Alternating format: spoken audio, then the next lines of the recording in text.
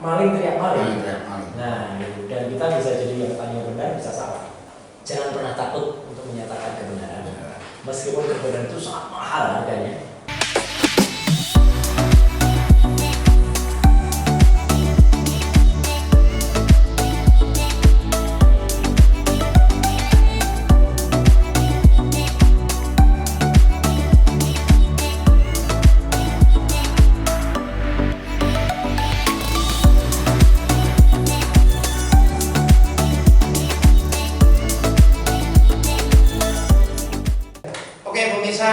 Bertemu lagi di program Suara SWI bersama saya Andi Arif, bukan politikus.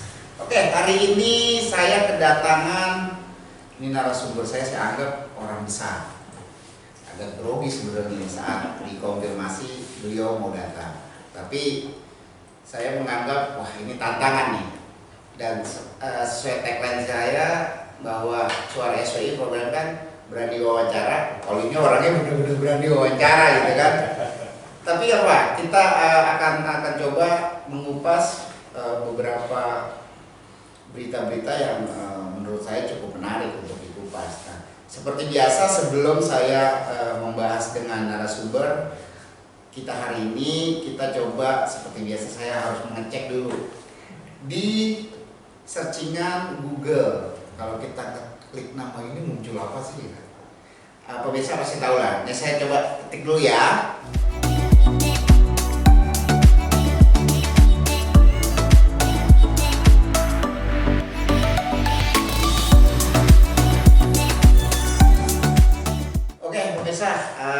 Saya sudah klik dengan keyword Roy Suryo. Misalnya saya tahu siapa itu Roy Suryo. Sekarang ada di hadapan saya.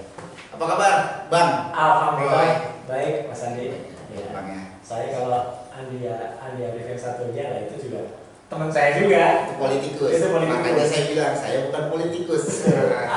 Jadi saya podcast politikus. Meskipun banyak orang yang masih menulis dan kadang-kadang di berita masih ditulis saya dari partai ini gitu ya. Sebenarnya sudah 3 tahun loh saya itu pamit baik-baik dari partai itu. Jadi kan pamit itu kan ada 3. Pamit itu ada jebulan partai. Jebulan partai itu artinya orang pindah dari partai itu ke yang lain. Pecatan partai. Ada juga yang dipecat dari partai. Ada. Dokter pindah ke mana dan di sana juga nggak dapat apa-apa ada. Nah kalau saya pamitan partai. Saya dengan surat resmi kepada Ketua Umum waktu itu ya Pak SBY ya saya pamit dan alhamdulillah diberikan kesempatan saya mau pamit dari Partai Demokrat. Ya saya nggak ikut partainya dari saya Andi Arif pada di sana soalnya. Betul. Saya menjadi politikus. Ya. Oke, Bang Suryo, saya coba kupas sedikit Bang ya. Pasti kalau orang masyarakat awam nih biasanya Bang Suryo, mereka penasaran siapa Bang Suryo, udah diketik ya kan. Kalau kita sih dari para jurnalis sudah kenal saya Bang Roy Suryo, pakar telematika, mantan Menpora, ya. Karirnya tahu-tahu menanjak Bang karena dari pakar telematika itu ya. Ya. Akhirnya tahu-tahu tenaganya digunakan pemerintah. Akhirnya masuklah di Kemenpora. Akhirnya sempat ada sedikit permasalahan. Itu ya namanya kehidupannya ya Bang ya. Pasti ada ini ada permasalahan. Bukan hanya kehidupan, keberanian melawan rezim. Itu. Jadi kalau orang tidak berani ya nggak akan bisa kehidupan tuh kadang seperti roda kan. Kadang di atas, kadang di tengah, kadang di bawah. Jadi kalau kita berani melawan rezim yang zolim, ya bisa aja. Ya bisa di mana saja. Dan itu nggak apa-apa. Itu harus kita katakan dengan bangga. No problem. Benar.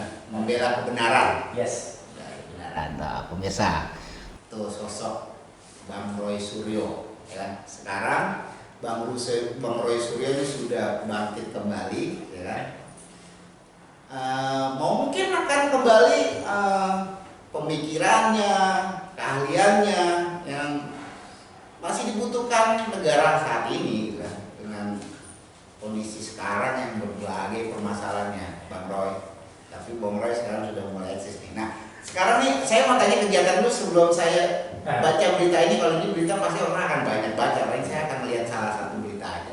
Tapi saya lebih suka kah kegiatan Bang Roy Suryo ini sekarang ngapain lagi?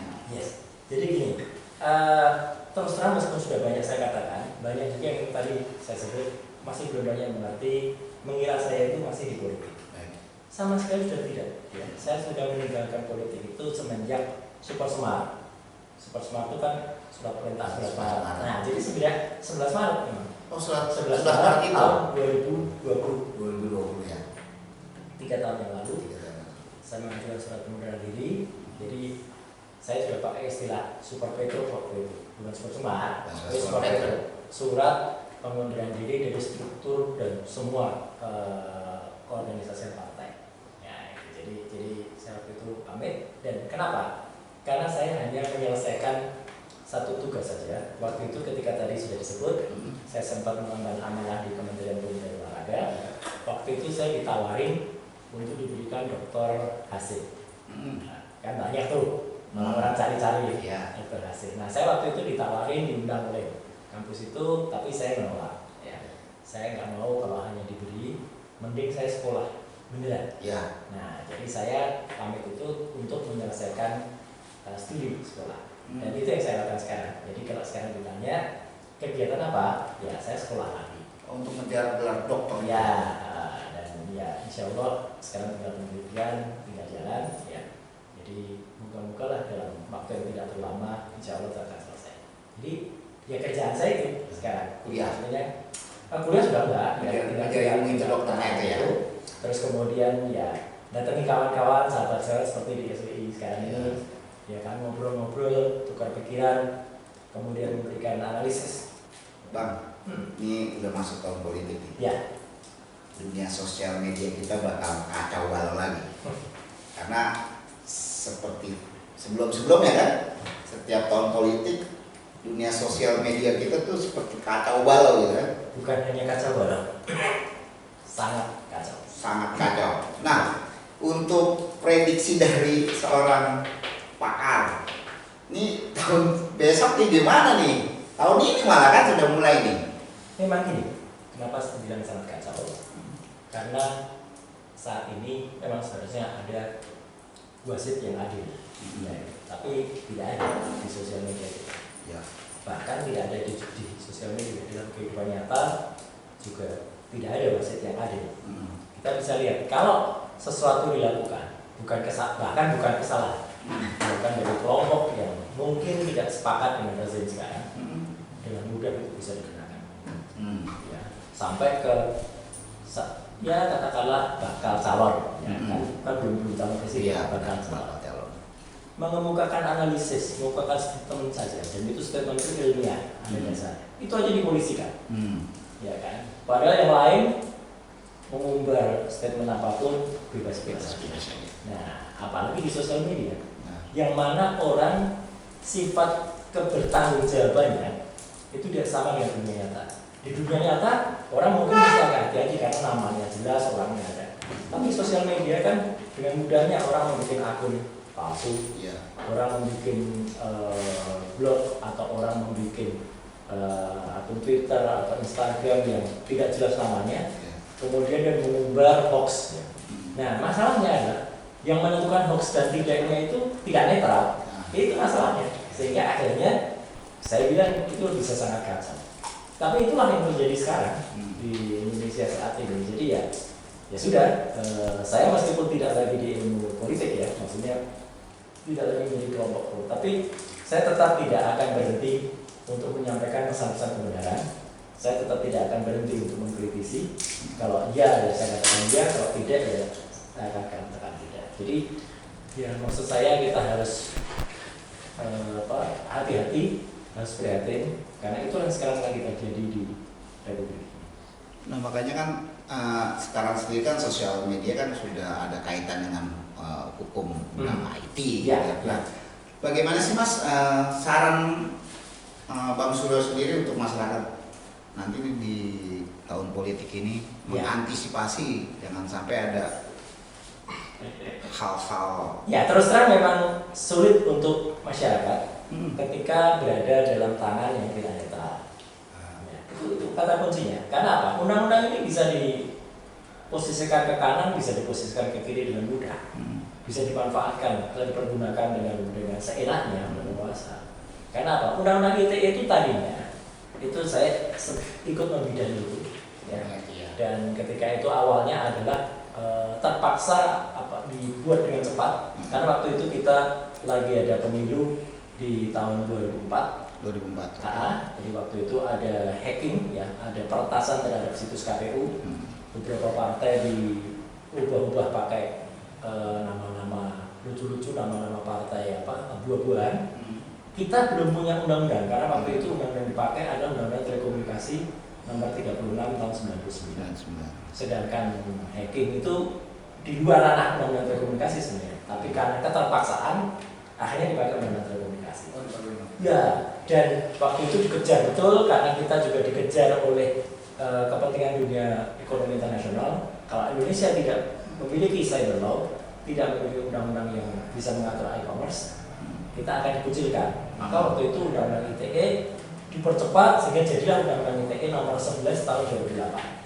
Saya ikut masuk dan membidangi lahirnya itu. Awalnya memang undang-undang itu hanya untuk transaksi elektronik, namanya saja Undang-Undang Informasi dan Transaksi Elektronik. Untuk transaksi aja. Ya, cuman kan di dalamnya ada pasal-pasal yang menyentuh soal hoax, menyentuh soal penyebaran informasi.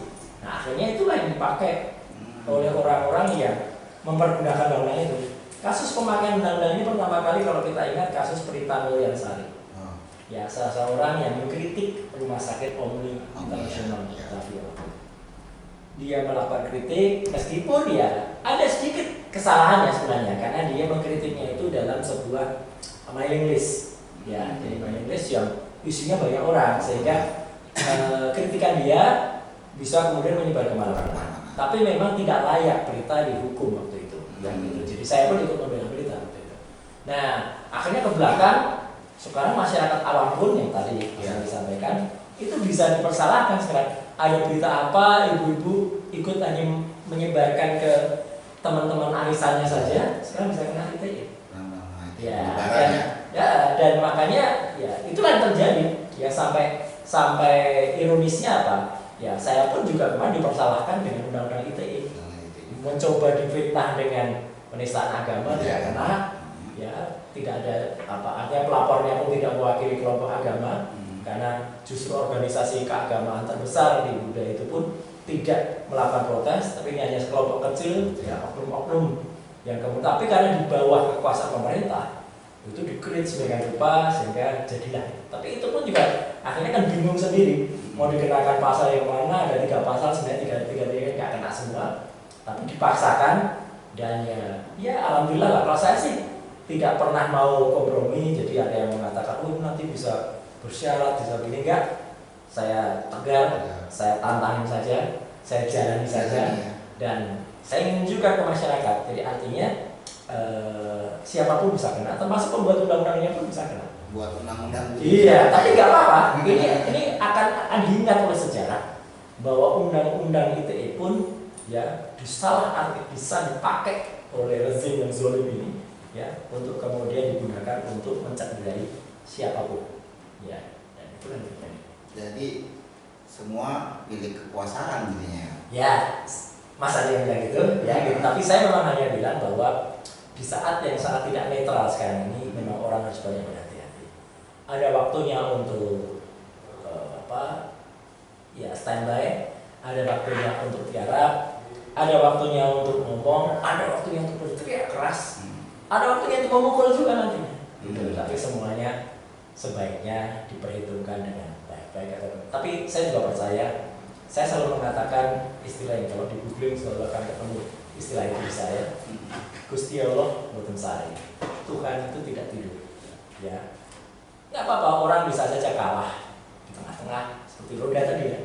Bisa saja dia berada di tengah, kadang-kadang berada di bawah, tapi dia akan berada di atas dan semua itu akan berganti. Semua itu akan berevolusi atau akan berevolusi pada saat. Nah, tadi kan Bang Surya udah paham banget ini. Nah, ada langkah-langkah sendiri dari Bang Surya untuk supaya dunia media sosial ini tidak dibahas tadi kan, bisa buat orang untuk ini, buat orang untuk ini, ya, bisa bisa dicekek juga gara-gara itu kan. Nah, langkah-langkahnya memang harus bagaimana? Kalau saya sih aja terus terang saja, terang beneran. Ada orang mengatakan kalau dicabut undang-undang ITE. Enggak, undang-undangnya enggak salah. Orang yang menggunakan undang-undang itulah yang salah. Jadi kalau dulu ada istilah yang sangat terkenal di zaman Pak Harto dulu, ya, Pak Sarwono, Pusat Mahasiswa waktu itu di salah satu tayangan TV, dia bilang cabut giginya, ya sama itu ya. Gitu. Jadi yang salah bukan undang-undangnya, yang salah adalah pelaksanaan undang-undang itu yang harus diberikan pelajaran dan pengajaran pada saatnya. Ya, mungkin mereka sekarang lagi ada di tengah-tengah kekuasaan dan seenaknya. Saya kenapa bilang seenaknya? Sekarang kalau kita lihat sebenarnya dengan adanya COVID ya kemarin, ya itu wakil-wakil rakyat, saya pernah ada di sana di gedung Senayan itu kan juga sebenarnya mereka harus mewakili rakyat, ya kan? 278 juta rakyat Indonesia diwakili oleh 575 waktu itu, ya sekarang 580 anggota. Kalau membuat satu aturan kan harusnya dikomunikasikan atau dibahas dengan benar-benar. Tapi kita lihat ada dua undang-undang terakhir, Undang-Undang Cipta Kerja dan apalagi Undang-Undang IKN, Buku Tani Negara Baru. Coba kalau kita benar lihat itu diputuskan oleh berapa orang? Ada yang diputuskan oleh kurang dari 100 orang. Kurang dari 100. Iya. Padahal menurut peraturan gimana? Nah, memang saya katakan kurang dari 100 orang itu secara fisik.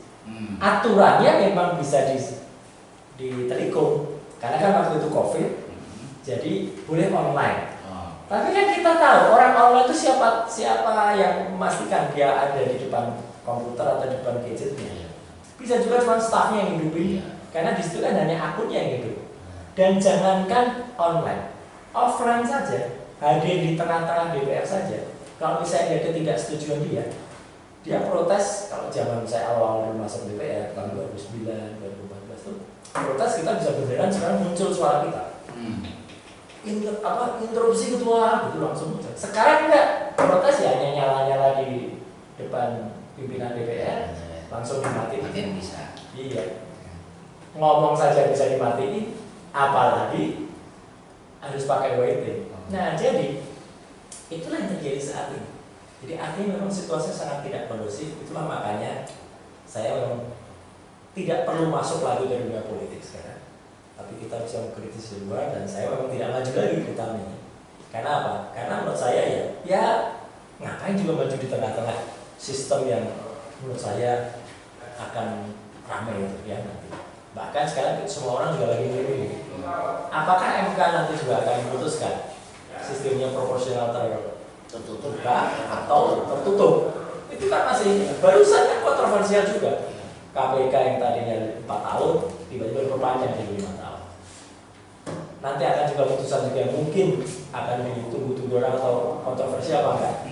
Calon presiden dan wakil presiden batas minimalnya 40 tahun itu adalah major ya. Sehingga kenapa dibikin itu? Karena itu untuk lihat kedewasaan seseorang. Tahu-tahu pada protes pengen ada kelompok-kelompok nih yang pengen minta supaya itu direndahkan. Nah jadi kan sangat larut banget ya besok itu. Nah makanya saya bilang ke masyarakat nggak apa-apa, hati-hati, tunggu saja ya.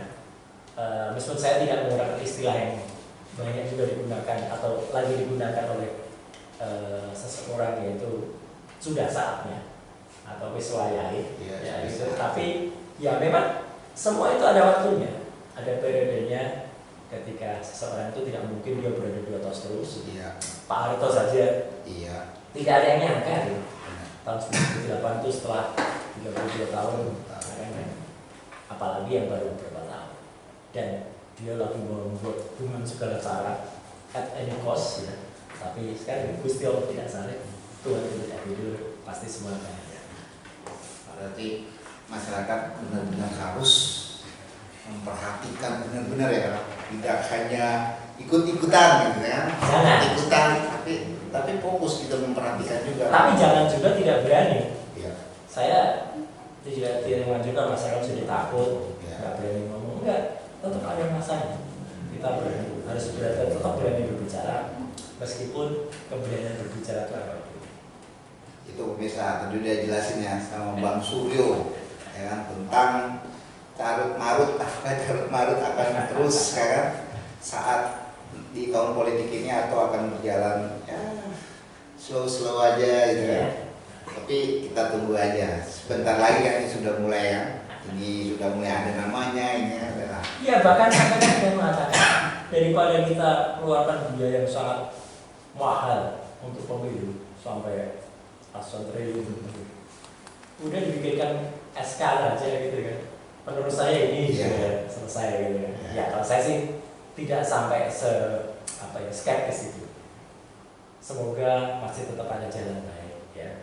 Orang bisa memilih pilihannya ya, meskipun kita tidak tahu nanti dalam perjalanannya siapa atau di antara, mungkin sekarang kan masih mendengar kita tiga kan calon presiden, di antara tiga itu yang bisa maju beneran. Kan semua cara dipakai ya, untuk membuat mau dua, mau satu atau mau apa ya, tapi ya biarkan itu teman politik ya. Saya meskipun tidak terjun langsung, tapi saya masih tetap ada dan masih tahu ya. Itu dari luar. Ya. Memantau dari luar lebih nyaman ya Bang, nggak terikat lah ya. Dan bukan yang memantau, ya, bukan yang memantau. Ya, kita tetap bisa ikut eksis tanpa kita terjun dan bersatu. Iya sama aja kalau saya opini saya sendiri. Udahlah caleg dipilih masyarakat, presiden pilih aja yang pilih DPR lah. Ya ada di DPR aja. Ini kan begitu lagi, mengembalikan sistem MPR. Presiden dipilih MPR lagi, gitu kan, supaya lebih praktis lebih mudah. Ya memang kalau orang bilang ya dulu mungkin kita dikuasai oleh konglomerasi. Nah sekarang pun dikuasai oleh oligarki, hampir sama juga sebenarnya. Mungkin ada orang mengatakan lebih parah, ya terserah dengan orang. Tapi ya kalau saya sih senyum saja. Tapi sekali lagi jangan takut, ya. Tapi jangan juga kemudian terlalu berani. Ya, karena kalau terlalu berani itu kondisi sekarang ini memang benar-benar memungkinkan untuk seseorang itu dibuat apapun.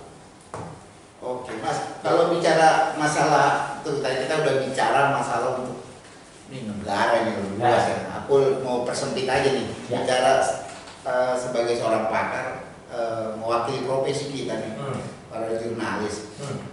Kita kan juga masih bingung nih antara sosial media sama media ya kan, penulisan di media sama di penulisan di media sosial.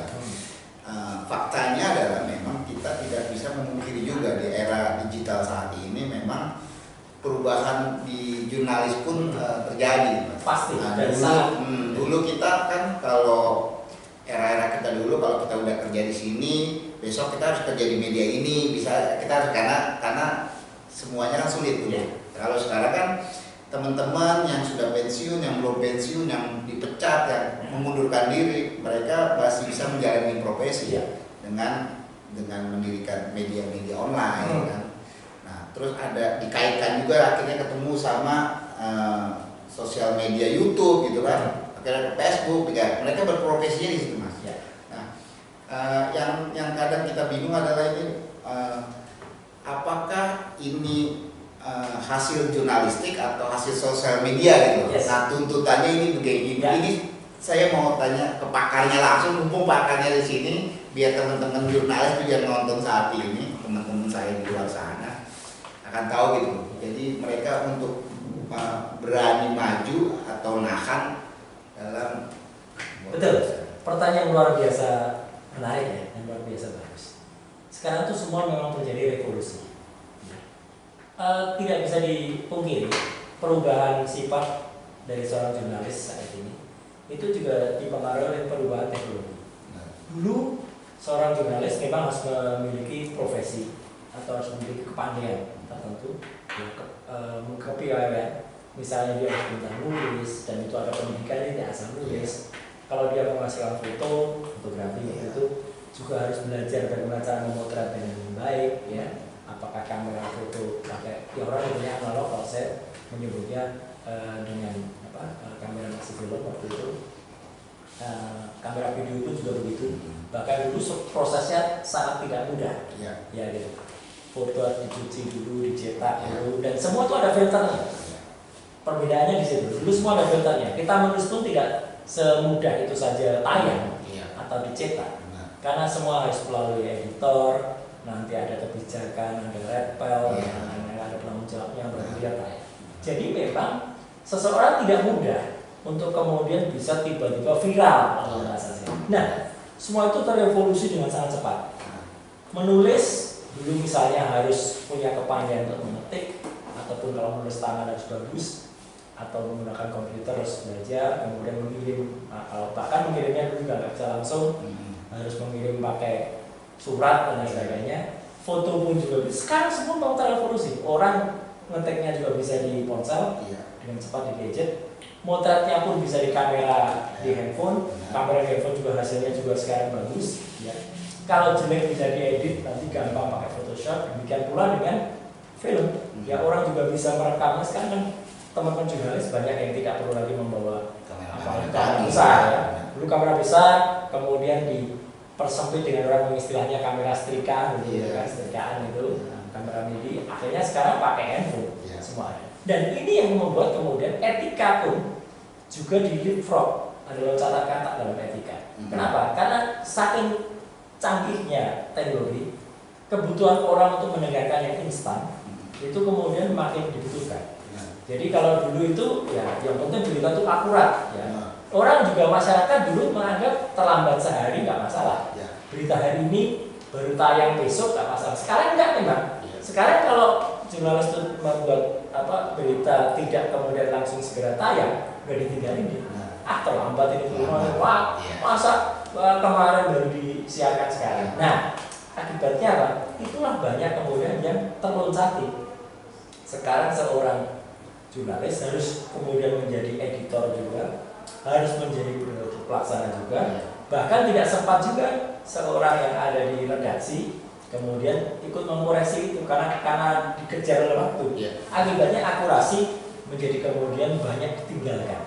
Dan media yang masih mainstream ya, masih kemudian mengatasnamakan ini perlu ada akurasi, lama-lama juga terpengaruh ya. Bahkan terus terang saja ya, sekarang banyak juga kayak media mainstream ya, itu yang sekarang ya kalau penjual itu dia hanya menjual ulang. Karena apa? Karena orang bikin sendiri beritanya, dia bikin di kanal-kanal di YouTube, ya dia bikin di IG, sehingga tinggal ditayangin aja. Memang lebih murah, ya kan gitu. Teman-teman infotainment sekarang nggak perlu lagi wartawannya ngejar-ngejar selebriti, karena selebritinya bikin berita sendiri. Iya, tinggal tayangin misalnya entertainment apa, official apa. Nah, ini memang revolusi yang mau nggak mau tidak bisa dihindari, dan itu yang membuat nama-nama besar ya itu pun kolaps ya. Koran-koran banyak sekali yang sudah tutup ya gitu. Tinggal beberapa pun itu pun hanya kemudian untuk sekedar eksis saja ya gitu. Kalau tidak kemudian mereka mengubah formatnya, mereka punya situs, mereka punya podcast ya gitu. Itu juga kemudian nanti akan. Nah ini memang kalau menurut saya ya tidak ada yang berubah selain perubahan itu sendiri. Jadi menurut saya ya teman-teman jurnalis ya ikuti itu. Karena kalau tidak diikuti ya kita akan terlindas. Ya kan? Kalau misalnya saya orang berkata, oh saya tetap akan begini gayanya, pasti akan lewat. Dan itu terjadi di semua lini. Ketika fotografi ya itu pun berubah ke revolusi dengan digital. Dari analog ke digital. Itu juga membuat banyak sekali. Jangankan fotografer, studio foto berubah semua. Revolusi itu juga sebentar lagi terjadi pada dunia kendaraan. Mohon maaf nih kalau saya bilang, kalau tidak hati-hati, Pertamina pun nanti pun akan tergusur dengan PLN. Iya, karena adanya kendaraan listrik, ya kalau dia tidak siap, dia akan tergerus. Dan itu sudah terjadi sekarang di dunia ini, di dunia jurnalistik ini. Jadi menurut saya ya, itulah konsekuensi fenomena. Konsekuensi dan memang kebutuhan dari masyarakat. Hanya saja disinilah sekali lagi saya bilang diperlukan memang pihak yang memang masih bisa netral untuk bisa kemudian menjadi pengadil dari itu semua. Kenapa saya selalu bilang itu? Karena saya sudah mengalami ketidaknetralan itu. Saya sudah mengalami kezaliman itu. Saya sudah mengalami bagaimana A bisa dibuat B, bagaimana hitam bisa dikatakan putih, bagaimana putih bisa dikatakan ini, balik-balik seenaknya. Sehingga kalau ini memang tidak benar-benar bisa apa ya, tidak ada wasit yang benar-benar adil dan netral, ya bahaya.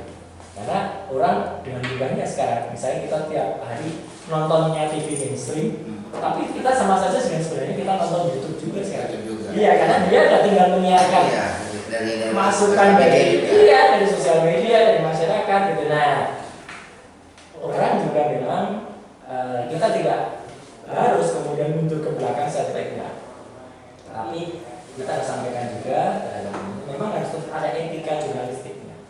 Kalau di dunia maya ya tetap ada yang namanya kode-kode etik yang tetap dijalankan, tidak dengan mudah kemudian diubah begitu saja, tidak dengan mudah kemudian dikatakan langsung diantem, karena jejak digital itu memang luar biasa dahsyat. Sekali sudah dia terposting, sekali dia sudah disiarkan, nggak bakal bisa hilang. Mau di take down, kalau dia sudah di download oleh seseorang, diupload lagi di URL yang lain, diupload lagi di link yang lain, dia tidak akan bisa hilang. Itu berbahaya. Iya, sangat seru dan sangat berbahaya memang. Gitu. Tapi ya, menurut saya teman-teman jurnalis juga justru punya tantangan yang luar biasa. Karena sekarang dengan kemampuan mandiri bisa melakukan segalanya. Dulu kan enggak. Dulu kan selalu ada filter, selalu ada proteksi. Sekarang kan enggak. Dengan mudahnya, dengan murahnya, dan dengan dahsyatnya dia bisa mengubah, menciptakan dunia. Ya karena sekarang ini para jurnalis sendiri adalah jadi ragu-ragu juga kan, dengan takutnya ini masuknya undang-undang apa, karena kalau udah undang-undang IT gitu kan. Ya. Narasumber juga kadang kan nggak suka laporin. Padahal kan sebenarnya kita teman-teman di dunia pers itu kan punya undang-undang pelindung yang luar biasa tentang pers kan. Nah, dan punya juga misalnya Dewan Pers yang bisa melakukan perlindungan terhadap itu. Cuman kan sekarang dengan mudahnya orang juga main lapor kan. Iya. Ya saya tadi mengatakan ada seseorang tokoh yang lagi memberikan kritisi tertentu tiba-tiba dilaporkan, ya kan? Ini kan sangat tidak pas gitu. Ada seseorang yang katakan yang saya alami gitu ya, sebenarnya dia tidak mewakili kelompok tertentu, agama tertentu, tapi dan pengikutnya hanya 70 orang, tapi bisa dilakukan. Itu kan gila juga kalau menurut saya. Tapi ya itulah yang terjadi. Jadi memang di situasi yang zalim sekarang ini ya memang harus hati-hati. Kecuali sudah ada benar-benar terlihat wasit yang adil. Nah, memang susah, sangat adilnya lagi kan. Tapi saya tetap percaya keadilan itu ada di Allah Subhanahu Wa Taala. Ya, meskipun seseorang itu pernah tersandung, pernah terjatuh, nggak ada masalah. Nggak ada masalah. Iya, dia mau dicoba dijatuhkan, dia mau coba dibenamkan tuh. Ya kalau dia memang tidak bisa terbenam, dia memang selalu muncul, ya mau apa ya? Oke Bang Suryo, setelah tadi Bang Suryo udah keluar dari dunia itu kan, jadi pengawas saja. Ya. Terus apa yang akan Bang Suryo lakukan gitu untuk bisa tetap memberikan pemikiran dari diri untuk negara ini walaupun nggak masuk di dalam sana gitu. Betul. Sudah ada program-program yang lagi dibuat, mau bikin apa? Ya semua itu memang seperti sudah ada garisnya. Saya tidak bilang kebetulan, ya. Tapi semua memang ada. Ya setelah saya bisa ngobrol-ngobrol lagi dengan teman-teman selama beberapa hari terakhir, mendadak memang ya ini kebetulan saja. Saya tidak apa-apa ya saya cerita.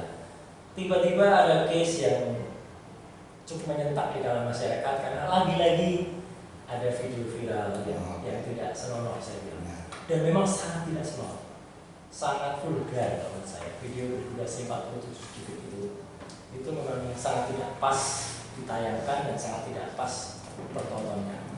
Tapi menurut saya ya saya memang harus tergerak untuk kemudian juga berkomentar. Banyak sekali pertanyaan juga dari teman-teman masyarakat ke saya. Dan kalau dicermati statement saya sebenarnya tidak usah berputar-putar. Saya langsung saja di kasus yang terakhir, saya sebut kasus LK itu ya. Seseorang seleb yang keturunan Australia itu, saya hanya bilang kalau udah deh ini cepat saja ya, daripada kemudian harus pertanyaan asli tidak ada sih orang-orang yang mengatakan oh ini harus diteliti dulu, ini keasliannya kayak udah nggak usah berputar-putar. Kenapa? Persoalan seperti ini tidak bagus untuk anak bangsa. Persoalan ini tidak bagus untuk masyarakat. Dan menurut saya yang paling salah siapa? Penyebarnya. Memang yang membuatnya juga salah, tapi saya bukan polisi moral. Saya tidak pantas menilai moral seseorang. Biarkan masyarakat yang menilai. Ya, tapi saya lihat ketika saya teliti dengan teknologi, dengan telematika, ini terjadi 3 tahun ini, sudah 3 tahun yang lalu. Jadi saya yang lihat usia dari yang bersangkutan, yang tokoh cewek ini, itu masih muda. Jadi menurut saya dia meskipun dia tidak layak juga orang mengatakan oh itu korban gitu. Ya saya mengatakan dia harus menjadi pelapor dari kasus ini untuk menjerat siapa penyebarannya. Karena yang paling salah adalah penyebarannya sesuai dengan Undang-Undang ITE dan Undang-Undang Pornografi nomor 44 tahun 2008 dan Undang-Undang ITE 11 tahun 2008 dan Undang-Undang Pornografi. Jadi memang harus dikejar orang yang menyebarkan dan dia yang paling salah. Ya sebenarnya mencari penyebarnya juga tidak terlalu sulit ya. Jadi kalau misalnya kita lagi bicara tentang kasus yang lagi ramai nih, ya kan, tentang video shoot dari seorang selebritis gitu kan. Nah, di beberapa liputan memang awalnya Bang Suryo tidak mau berstatement kalau tentang ini benar apa enggak ya. Maksud saya tidak mau tidak ke sana maunya. Tidak usah dipertentangkan. Kalau perlu ditanya juga Bang Suryo bilang udah yakin udah benar gitu kan. Iya. Yang dipikirkan adalah supaya tidak berlama-lama. Tidak berlama-lama. Kasihan saya yang bersangkutan karena nanti akan jadi terus bahan pemberitaan aja ya kan? Ya teman-teman senang punya bahan pemberitaan. Tapi saya lebih baik lagi dikejar pelakunya. Benar, mudah, cukup mudah untuk mencarinya. Tinggal ditelah saja, di track back ke belakang itu muncul pertama kali kapan? Tanggal berapa? Di platform dibentuknya platform apa? Dia sama siapa gitu kan?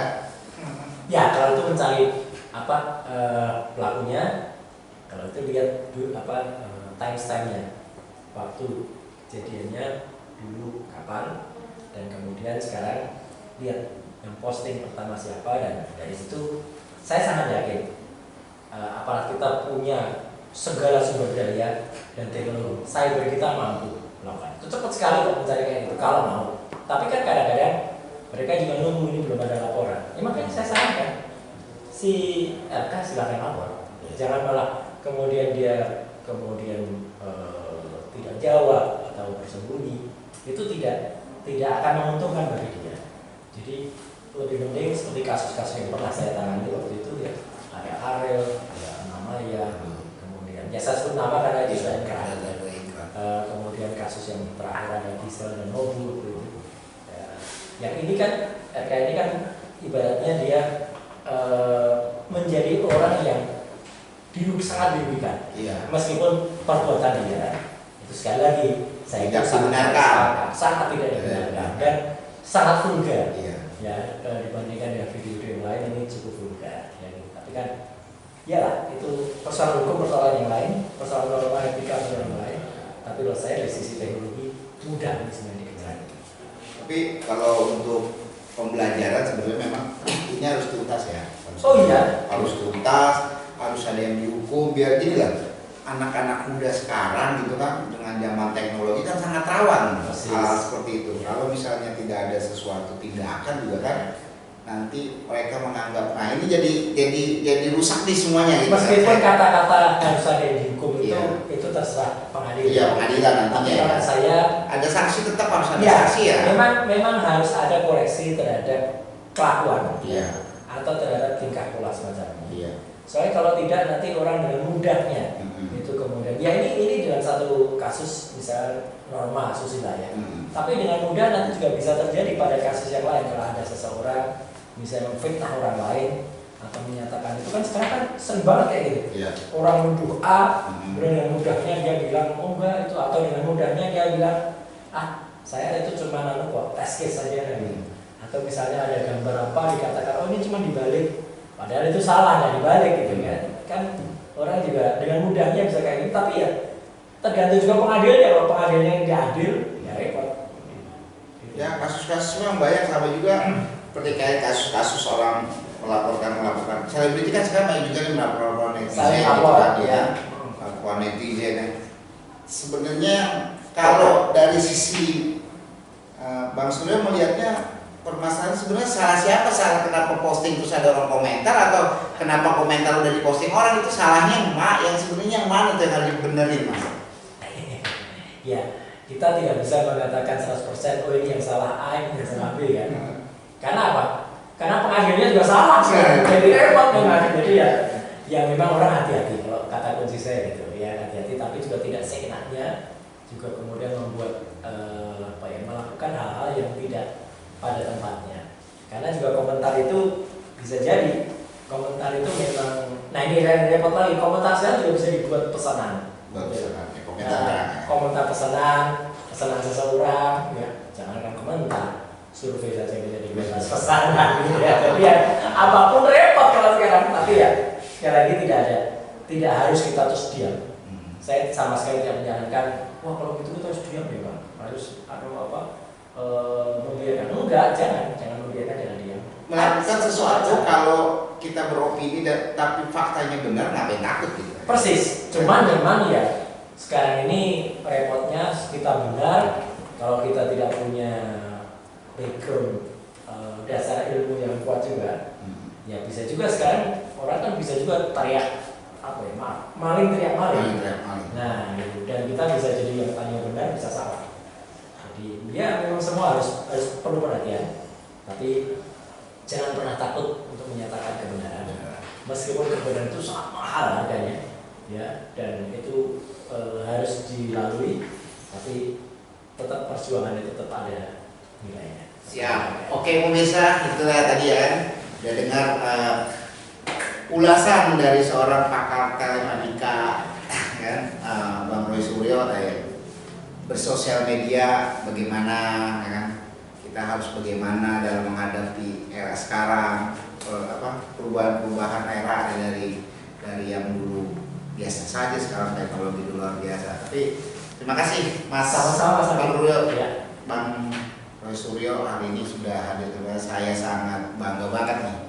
Hari ini kedatangan orang hebat, dari pakar, dari menteri ya, datang kemari mau bicara sama saya, mau ngobrol, dan saya banyak ilmu Mas yang didapat. Semoga ini juga bisa jadi pegangan saya beserta rekan-rekan sekopis saya di luar, bagaimana menyikapi apalagi besok mau era politik. Itu aja pemirsa. Nah, nanti kita bisa ketemu lagi di program Suara SWI selanjutnya, dan akan mudah-mudahan narasumber-narasumber yang kemari akan semakin yang mantap-mantap, jadi mengulasnya enak, kita dapat ilmunya juga jadi lebih banyak ya. Kita tidak memberikan informasi yang nggak jelas, tapi kita fokus ke yang jelas-jelas saja deh. Biar hidup ini jadi indah. Oke pemirsa, itu aja. Terima kasih sudah menonton channel Suara SWI. Jangan lupa subscribe dan like supaya penontonnya banyak, narasumber jadi pada mau datang kemari. Itu aja, terima kasih. Wabillahi taufiq wal hidayah. Wassalamualaikum warahmatullahi wabarakatuh. Waalaikumsalam. Sama-sama. Thank you.